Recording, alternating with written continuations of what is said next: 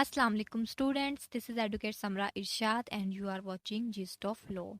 So here we are conducting Lawget series, but before starting this video I request you all to please subscribe this channel and don't forget to press the bell icon for latest updates.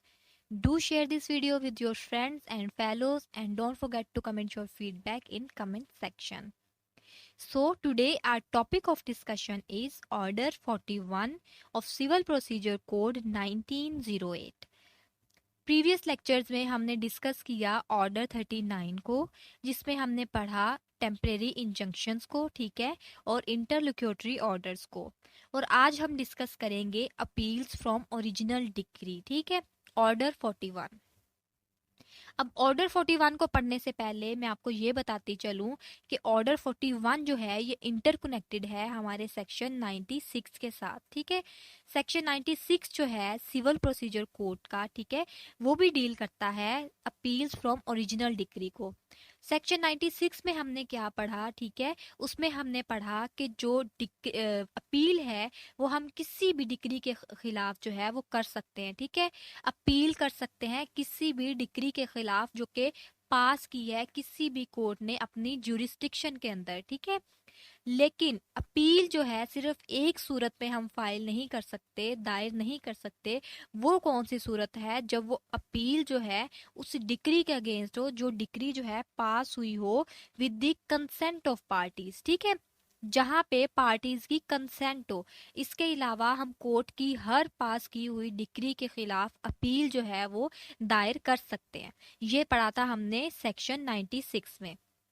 अच्छा, section 96 में तो हमने general पढ़ा, लेकिन जो इसका जो complete procedure है, ठीक है, वो हम पढ़ेंगे आज अपने ऑर्डर 41 में। अब ऑर्डर 41 में क्या बताया गया है? एक डिटेल्ड प्रोसीजर, ठीक है, कि अपील जो है वो कैसे दायर करनी है, ठीक है, उसका प्रोसीजर क्या है, उसका तरीका कार क्या है, ठीक है, उसकी हियरिंग कैसे होगी, उस पर जजमेंट कैसे होगी, उसके फाइनल डिसीजंस कैसे होंगे, ठीक है, और जो एपिलेंट कोर्ट है उसकी पावर्स कौन कौन सी हैं, ये सारी की सारी जो चीजें हैं ये बताई गई हैं हमारे ऑर्डर 41 में। ऑर्डर 41 जो है ये हमारा बड़ा लेंथी है, ठीक है, तो इसको हमने जनरल जनरल देखना है और वो चीजें जो हमने स्पेशली उन पे फोकस करना है जो कि इम्पोर्टेंट है हमारे एग्जाम्स पॉइंट ऑफ व्यू के लिहाज से, ठीक है।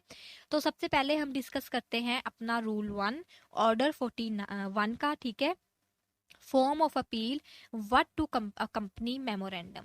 अब रूल 1 में क्या बताया गया है कि जो अपील हमने दायर करनी है किसी भी हायर कोर्ट में, किसी लोअर कोर्ट ने जो डिक्री पास की है उसके खिलाफ, तो वो अपील हमने किस तरह दायर करनी है, ठीक है, उसके साथ हमने कंपनी क्या क्या करना है, उसके साथ हमने अटैच क्या क्या करना है, ठीक है, उस मेमोरेंडम के साथ। सबसे पहली बात तो ये कि जब हमने अपील दायर करनी है कोर्ट में तो उसको हमने as a case of memorandum, ठीक है, दायर करना है, ठीक है, इन केस ऑफ मेमोरेंडम। उसको हम क्या कहते हैं? मेमोरेंडम ऑफ अपील, ठीक है, कि मेमोरेंडम की सूरत में हमने अपनी अपील जो है वो दायर करनी है। अब सबसे पहली बात इसमें यही लिखी गई है, ठीक है, कि every appeal shall be preferred in the form of a memorandum, कि मेमोरेंडम की शक्ल में जो है हमने अपील जो है अपनी दायर करनी है, जिसको हम मेमोरेंडम ऑफ अपील कहेंगे। फिर उस मेमोरेंडम के ऊपर साइन होंगे किसके? एपिलांट के, ठीक है, जो कि अपील दायर कर रहा है, या फिर उसके प्लीडर के जो कि उसका रिस्पेक्टेड लॉयर है, ठीक है, उसका एडवोकेट है, ठीक है, उसके जो है साइन होंगे। इसके बाद बताया गया है कि उसके साथ कौन कौन सी चीजें हैं, the memorandum of appeal shall be accompany, ठीक है, कि उसके साथ कौन कौन सी चीजें हैं जो हैं वो अटैच की जाएंगी। अब उन चीजों में क्या क्या है, ठीक है, a copy of the decree appealed from, ठीक है, कि कॉपी जो है उस डिक्री की जिसके अगेंस्ट आपने अपील दायर करनी है, ठीक है, वो कॉपी आपने साथ अटैच करनी है। मेमोरेंडम के साथ आपने जो है जजमेंट लगानी है, ठीक है, अगर है तो। इसके बाद आपने क्या करना है? अपने ग्राउंड्स बताने हैं, ठीक है, अपने ऑब्जेक्टिव्स बताने हैं। अब ग्राउंड्स कौन कौन से? ग्राउंड्स आपने प्रॉपर बताने हैं कि किन ग्राउंड्स की बेस पे आप जो है एक डिक्री के खिलाफ जो है अपील दायर कर रहे हैं, ठीक है। इसके बाद आपने प्रॉपर कोर्ट फीस जो है वो फिक्स करनी है अपने मेमोरेंडम ऑफ अपील के साथ। अब ये तमाम चीजें जो हैं ये रूल 1 में बताई गई हैं, ठीक है। बेसिकली क्या बताया गया कि मेमोरेंडम ऑफ अपील पे साइन होंगे, ठीक है, एपिलेंट के या फिर उसके प्लीडर के, ठीक है। उसके बाद उसके साथ अटैच क्या क्या करना है? कॉपी अटैच करनी है डिक्री की और जजमेंट की, ठीक है, और साथ अपने ग्राउंड्स बताने हैं और कोर्ट फीस लगानी है। सिंपल ये बातें बताई गई हैं। इसके बाद रूल 2 है हमारा, ठीक है, grounds which may be taken in appeal. अब इसमें क्या बताया गया है, सिंपली इसमें ये बताया गया है कि जो आपने ग्राउंड्स बतानी है अपनी अपील के अंदर वो आपने, अब रूल 1 में हमने क्या पढ़ा कि जो हमने ग्राउंड्स बताने हैं वो हमने अपनी अपील में प्रॉपर ग्राउंड्स बताने हैं।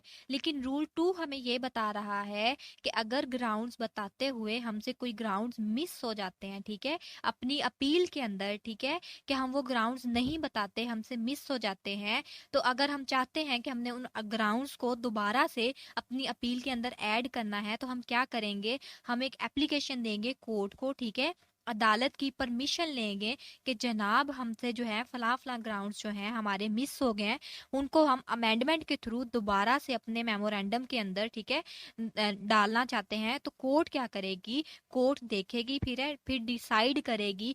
अगर तो कोर्ट देखती है, अगर तो उसको लगता है कि जनाब आपकी जो अपील है उसको अमेंड कर दिया जाए, तो वो जो है आपकी आपको परमिशन दे देगी, ठीक है, अमेंडमेंट की। तो आप उसमें जो है अपने जो ग्राउंड्स मिस हो गए हैं वो आप उसमें ऐड करेंगे according to rule 2 of the order 41। इसके बाद रूल 3 है रिजेक्शन और अमेंडमेंट ऑफ मेमोरेंडम।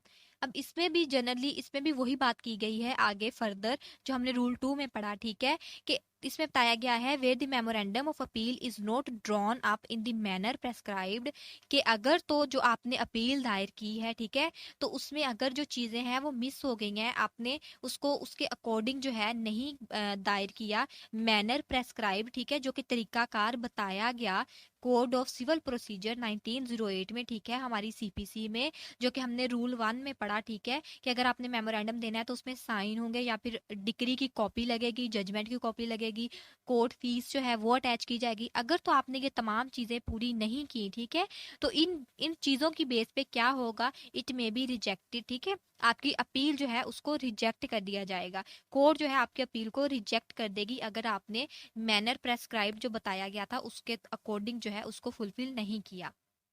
या फिर कोर्ट क्या कर सकती है, आपकी अपील को रिटर्न कर सकती है टू द एप्लांट, ठीक है, for the purpose of being amended within a time to be fixed by the court. Court क्या कहेगी, या तो उसको रिजेक्ट कर देगी, ठीक है, या फिर उसको रिटर्न कर देगी एप्लांट को, ठीक है, और उससे कहेगी कि इसको फला फिक्स टाइम में इसको अमेंड करके दोबारा से लेके आओ, ठीक है, कि ये इसमें कमियां रह गई हैं, ठीक है, ये चीजें आपने जो है वो फुलफिल नहीं की, ठीक है, जो कि मैनर प्रेस्क्राइब था, बताया गया था तरीकाकार उसके मुताबिक, तो इसको दोबारा से अमेंड करके लाओ। आगे इसमें सब क्लोज 2 में बताया गया है कि अगर तो कोर्ट जो है रिजेक्ट करती है अपील को, तो वो क्या करेगी, उस रिजेक्शन की रीजंस भी बताएगी, ठीक है, where the court rejects any memorandum it shall record the reasons for such rejection, कि अगर तो कोर्ट रिजेक्शन करती है मेमोरेंडम ऑफ अपील की, तो उसके लिए रीजंस बताएगी कि किस बुनियाद पर कोर्ट ने जो है उस मेमोरेंडम ऑफ अपील को रिजेक्ट किया। इसके बाद सब क्लोज 3 है where a memorandum of appeal is amended the जज शैल साइन और इनिशियल द अमेंडमेंट, कि जब उसको अमेंडमेंट के बाद उस अपील को, उस मेमोरेंडम को जज के सामने, कोर्ट के सामने पेश किया जाएगा, तो वो जज क्या करेगा, उस पे अपने साइन कर देगा उस अमेंडेड अपील के ऊपर, ठीक है। इसके बाद रूल 5 आ गया स्टे बाय एपिलेट कोर्ट। अब इसमें क्या होता है कि एक एपिलेंट है, ठीक है, जिसने अपील दायर की, वो क्या कहता है, वो कोर्ट को कहता है, एप्लीकेशन देता है कि जनाब मुझे जो है जो मेरी एग्जीक्यूशन ऑफ प्रोसीडिंग है, ठीक है, उसको स्टे कर दिया जाए, उसको रोक दिया जाए, ठीक है। अब कोर्ट क्या करेगी, कोर्ट उसकी पहले जो है सुनेगी बात को, ठीक है, उसकी एप्लीकेशन को देखेगी।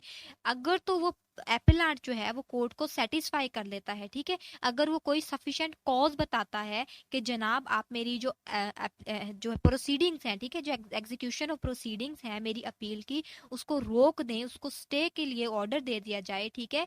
अब किन चीज बुनियाद पे वो ऑर्डर के लिए कहेगा, ठीक है, कोर्ट देखेगी कि जो एपेलेंट है वो किन किन बुनियाद पे कह सकता है कि उसको स्टे का ऑर्डर दिया जाए। वो आगे चीजें बताई गई हैं। सबसे पहली बात बताई गई है कि अगर तो एपेलेंट का कहता है कि that sustainable loss may result to the party applying for stay, ठीक है, एपिलेंट कह रहा है कोर्ट को, जनाब अगर आप इन प्रोसीडिंग्स को नहीं रोकते तो मुझे कोई सस्टेनेबल लॉस हो सकता है, ठीक है, मुझे कोई नुकसान पहुंच सकता है। या फिर अगर वो कहता है कि जनाब मैंने जो अपनी अपील थी वो रीजनेबल टाइम के अंदर जमा कराई, ठीक है, उसमें कोई भी डिले नहीं था, तो इसलिए जो मैं स्टे के लिए अप्लाई कर रहा हूँ, मेरी जो एग्जीक्यूशन प्रोसीडिंग है उसको रोक दिया जाए, ठीक है।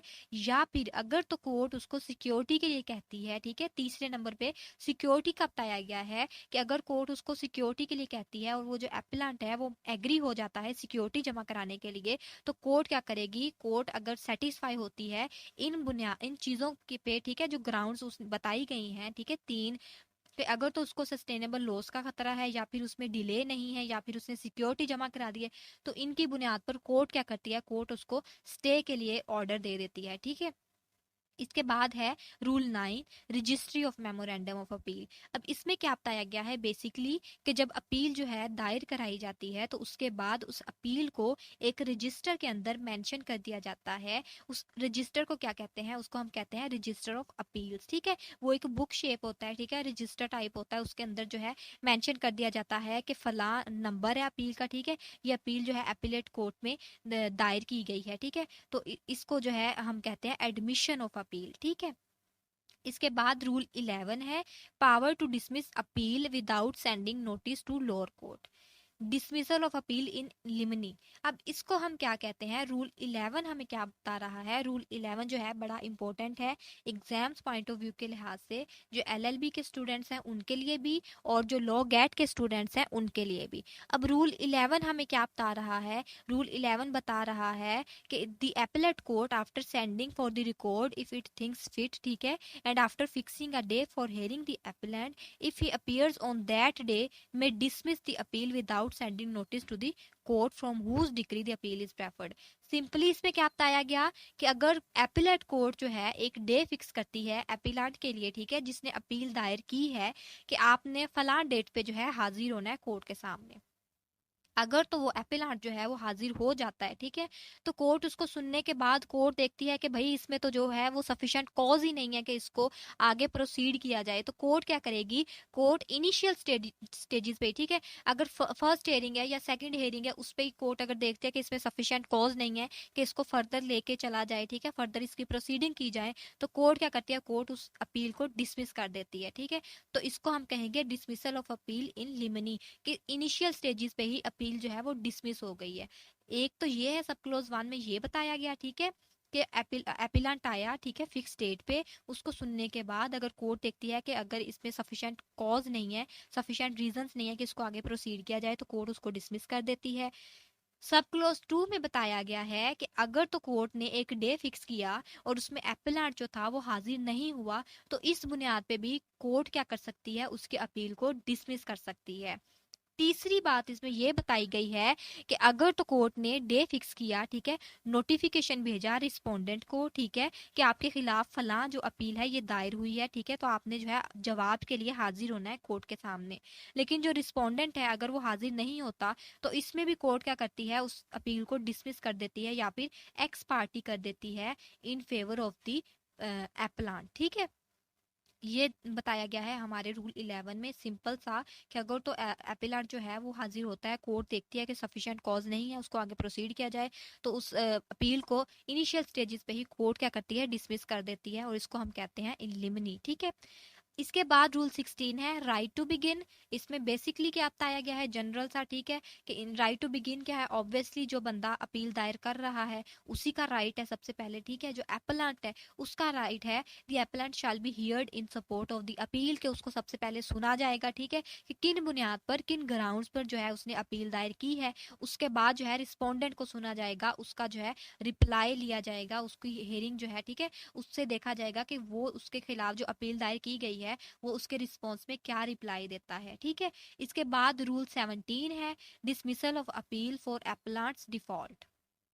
अब रूल 17 में क्या बताया गया है कि अगर एप्लांट, ठीक है, उसके लिए जो डे फिक्स किया गया था कोर्ट ने, ठीक है, अगर वो बंदा उस दिन में, उस डे में, उस फिक्स डे में हाजिर नहीं होता, ठीक है, कि जिसने जो है अपील दायर की थी उसको हम कहते हैं एपेलांट। अगर एपेलांट जो है वो खुद ही हाजिर नहीं होता तो ऑब्वियसली कोर्ट क्या करेगी, the court may make an order that the appeal be dismiss. तो कोर्ट क्या कहेगी, कोर्ट उस अपील को डिसमिस कर देगी।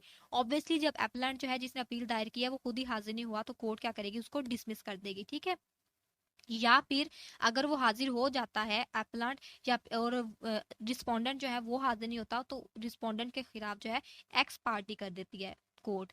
इसके बाद है प्रोसीजर ऑन हेयरिंग। ठीक है, सबसे पहले हमने पढ़ा कि तरीकाकार क्या है रूल 1 में 2 में। ठीक है, कि अपील को हमने दायर कैसे कराना है। फिर हमने पढ़ा कि उसमें जो है स्टे का कैसे ऑर्डर दिया जाएगा for the execution of proceedings. ठीक है, उसके बाद हमने रजिस्ट्री ऑफ मेमोरेंडम का पढ़ा कि उसको एडमिशन उसका कैसे कराया जाएगा, उसकी रजिस्ट्री कैसे कराई जाएगी। ठीक है, अब हम पढ़ेंगे प्रोसीजर ऑन हेयरिंग कि अब जो अपील है वो दायर होगी, कंप्लीट प्रोसीजर उसका वो पढ़ लिया हमने। ठीक है, कि एक प्रॉपर प्रेस्क्राइब्ड मैनर से उसको दायर कर दिया गया। इसके बाद अब उसकी हेयरिंग स्टार्ट हो गया। ठीक है, तो इसका क्या प्रोसीजर होगा, इसमें रूल 19 है री admission of appeal dismiss for default. कि अगर तो अपील जो है वो डिसमिस हो गई किन बुनियाद पर। फॉर एग्जांपल जैसे हमने रूल 11 में पढ़ा या रूल 17 में पढ़ा कि जो एप्लांट है, ठीक है, अगर तो वो इनिशियल स्टेजेस पे उसकी जो अपील है, ठीक है, उसको कोर्ट क्या करती है, कोर्ट उसको अगर सफिशिएंट कॉज उसमें नहीं देखती तो उसको डिसमिस कर देती है। तो अब एप्लांट क्या करेगा, वो कोर्ट में एप्लीकेशन देगा कि जनाब मेरी जो अपील है इसमें सफिशिएंट ग्राउंड्स जो है वो मौजूद हैं, लेकिन फिर भी मेरी अपील को इनिशियल स्टेजेस पे डिसमिस कर दिया गया बिला वजह बेबुनियाद। ठीक है, तो इसके लिए वो एप्लीकेशन देता है तो कोर्ट क्या करेगी, कोर्ट उसकी जो अपील थी उसको री एडमिट कर लेगी, यानी उसको रीस्टोर कर देगी। ठीक है, अगर तो एप्लांट जो है वो कोर्ट को सेटिस्फाई कर लेता है। ठीक है, इसको हम कहेंगे रिस्टोरेशन ऑफ द अपील। कि एप्लांट क्या करता है, अगर उसकी अपील डिसमिस हो गई है इनिशियल स्टेजेस पे तो वो अंडर रूल 19 एप्लीकेशन देगा किस चीज की, री एडमिशन की। ठीक है, या फिर रिस्टोरेशन ऑफ अपील की, कि उसे उसकी अपील को रिस्टोर कराया जाए। तो कोर्ट क्या करेगी, उसकी अपील को रिस्टोर कर देगी अगर कोर्ट को लगेगा कि उसकी अपील में सफिशिएंट ग्राउंड्स मौजूद हैं कि उसको आगे प्रोसीड किया जाए। इसके बाद रूल 22 है upon hearing respondent may object to decree as if he had preferred separate appeal cross objection.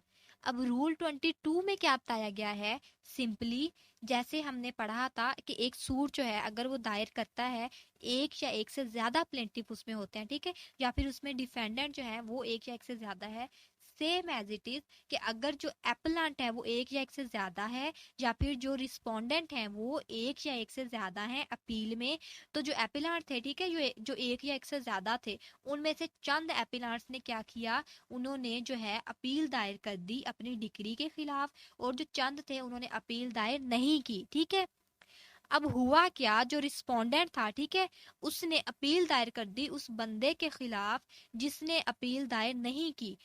ठीक है, वो प्लेंटिफ जिसके हक में डिक्री पास हुई थी, ठीक है, लेकिन उसने क्या किया, जो उसके साथ वाले प्लेंटिफ्स थे उन्होंने क्या किया, उन्होंने उस डिक्री के खिलाफ अपील दायर कर दी, लेकिन जो एक उनमें से था उसने अपील दायर नहीं की। ठीक है, वो स्टे अवे रहा इससे, लेकिन फिर भी जो रिस्पोंडेंट था उसने उसके खिलाफ भी क्या किया, अपील दायर कर दी।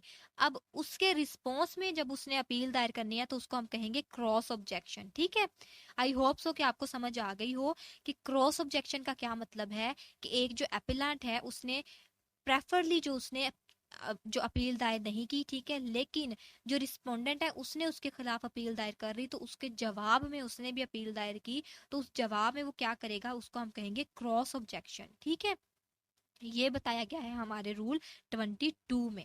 इसके बाद है rule 23 remand of case by appellate court.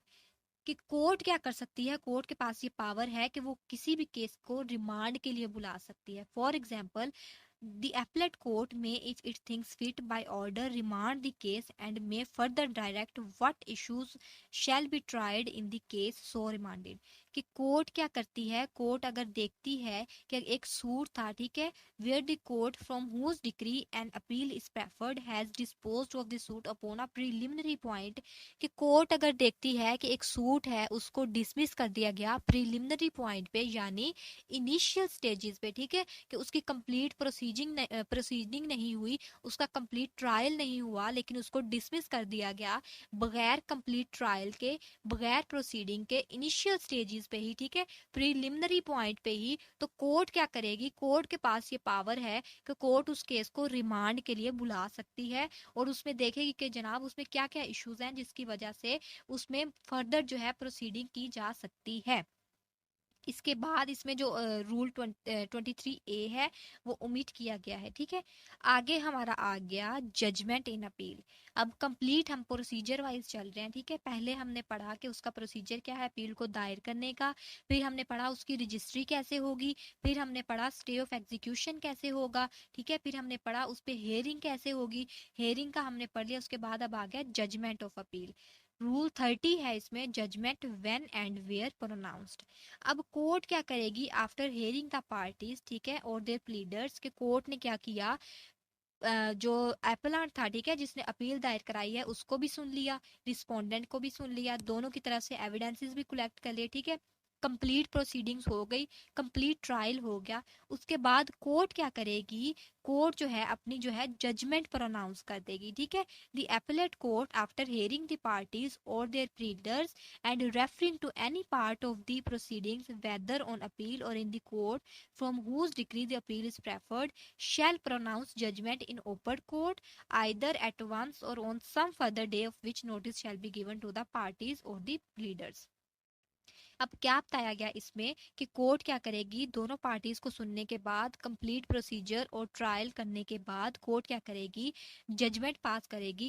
Open court में भी कर सकती है या फिर फर्दर जो है डे में भी कर सकती है, ठीक है। और उसके बाद वो क्या करेगी, उसमें नोटिफाई करेगी दोनों पार्टीज को, ठीक है, एप्लांट को भी और रिस्पोंडेंट को भी। आगे रूल 31 है contents date and signature of judgment. अब इसमें क्या बताया गया है कि जो जजमेंट है उसके कंटेंट्स क्या क्या होंगे। अब जजमेंट में क्या दिया जाएगा, द पॉइंट्स फॉर डिटर्मिनेशन, ठीक है। इसके बाद द डिसीजन, कि उसका जो हतमी फैसला है, जो फाइनल डिसीजन क्या है, ठीक है, वो बताएगी जजमेंट के अंदर। और रीजंस फॉर द डिसीजंस, कि जो डिसीजन है, जो फैसला लिया गया है अपील के लिए, ठीक है, जिसके हक में लिया गया है या जिसके खिलाफ लिया गया है, उसकी रीजंस क्या है, ठीक है। कोर्ट वो तमाम रीजंस बताएंगी कि किन किन रीजंस की बुनियाद पे कोर्ट ने किसी के हक में फैसला किया है या फिर जिसके खिलाफ किया है उसकी क्या क्या रीजंस थी। इस सब के बाद शैल at the time that it is pronounced be signed and dated by the जज और बाय द जजेस कंसर्निंग दैट, ठीक है। इसके बाद जजमेंट को प्रोनाउंस करने के बाद क्या होगा, ठीक है, वो जज जो है जिसने जजमेंट पास की है वो क्या करेगा, उसमें अपने साइन करेगा और जो है डेट मेंशन करेगा। इसके बाद हमारा रूल 33 है power of court of appeal. अब ये बड़ा इंपॉर्टेंट है अकॉर्डिंग टू लॉ गैट, ठीक है, लॉ गैट के हवाले से बड़ा इंपॉर्टेंट है। इसमें से एमसीक्यूज आता है, ठीक है, कि जो एपेलेंट कोर्ट है उसके पास पावर्स कौन कौन सी हैं या जो उसकी पावर्स हैं किस रूल में बताई गई हैं। तो इसका आंसर है रूल 33 में पावर ऑफ एपेलेट कोर्ट जो है वो बताई गई हैं, ठीक है, ऑर्डर 41 के। The appellate court shall have power to pass any decree, ठीक है, कि एपेलेट कोर्ट के पास ये पावर है कि वो किसी भी टाइम किसी के भी फेवर में डिक्री पास कर सकती है, ठीक है। Make any order which ought to have been passed और मेड, कोई भी ऑर्डर पास कर सकती है, ठीक है। और मेक सच फर्दर और अदर डिग्री और अदर एज द केस में रिक्वायर, या फिर उसमें जो है फर्दर प्रोसीडिंग जो है या फर्दर ट्रायल जो है वो कर सकती है जैसे कि कोर्ट को बेहतर लगे, ठीक है। अब रूल 33 जो है वो पावर्स बता रहा है एपिलेट कोर्ट की, कि एपिलेट कोर्ट के पास ये पावर्स हैं कि वो प्लेंटिफ को सुन के, ठीक है, डिफेंडेंट को सुन के, रिस्पोंडेंट को सुन के, ठीक है, किसी के भी हक में जो है डिग्री पास कर सकता है, कोई भी ऑर्डर पास कर सकता है, जजमेंट पास कर सकता है, ठीक है। ये तमाम की तमाम जो है ये पावर्स हैं एपेलेट कोर्ट की। तो ये तो था हमारा ऑर्डर 41, ठीक है। आई होप सो आपको समझ आया होगा। नेक्स्ट वीडियो में हम डिस्कस करेंगे अपना रिमेनिंग सिलेबस। तब तक के लिए thank you so much. Allah Hafiz.